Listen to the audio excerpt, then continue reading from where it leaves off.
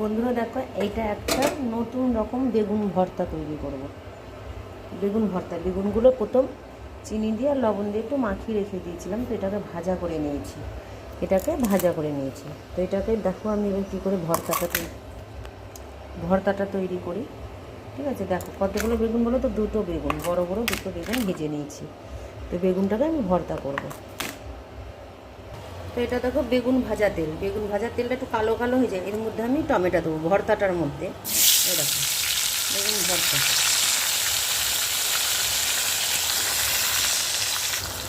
তারপরে দেবো দেখো লঙ্কা, পেঁয়াজ আর টমেটো। তো কারা কারা খেয়েছে এভাবে বেগুন ভর্তা, তো কমেন্টে জানাবে, ভালো লাগবে। একটুখানি হলুদ দিলাম,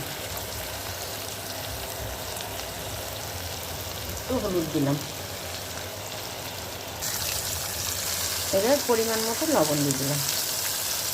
তো কমেন্টে জানাবে অবশ্যই কে কার কার ভালো লেগেছে ভর্তাটা। এটাকে আমি ভালো করে চাপিয়ে নেব।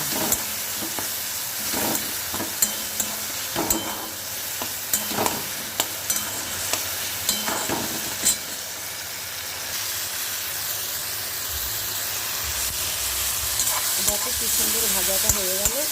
টমেটো, পেঁয়াজ, কাঁচা লঙ্কা,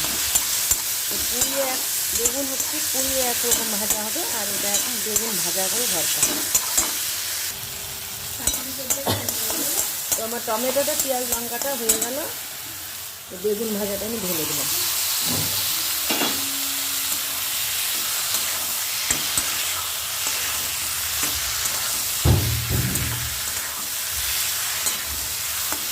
এইরকম ভর্তা খেয়েছো কমেন্টে জানাবে।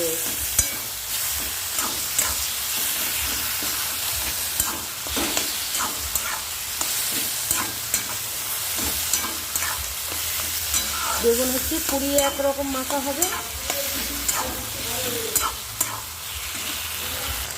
অবশ্যই লাইক, কমেন্ট, শেয়ার করে দেবে একটু। তো কারা কারা এরকম ভর্তা খেয়েছে, মানে পুড়িয়ে একরকম ভর্তা হবে, আর এটা হচ্ছে বেগুন ভাজা করে টমেটো, কাঁচা লঙ্কা, পেঁয়াজ দিয়ে ভর্তা। দেখো কালারটাও সুন্দর হয়েছে।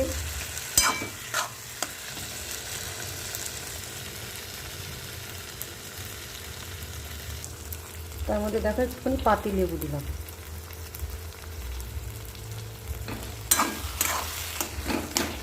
এই ভর্তাটা একটু টক টক হবে, টমেটো তো দিয়েছি, তাও আবার টমেটো করে একটু পাতি লেবু দিলে তাহলে খেতে একটু টেস্ট লাগবে।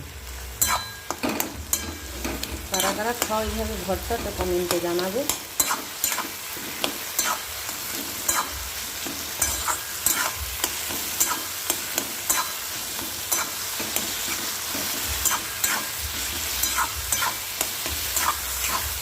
দেখো কালারটা কত সুন্দর হয়েছে। তা হাত দিয়ে ভর্তা করলাম না, তো খুন্তি দিয়েই করে নিলাম।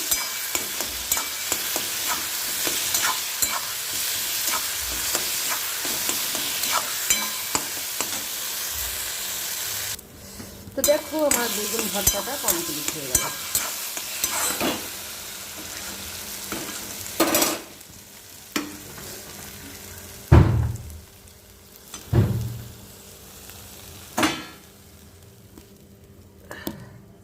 দেখো তেল দিয়েছি একটু, মানে একটু তেল লাগে বেশি তো ওই ভর্তাটাতে।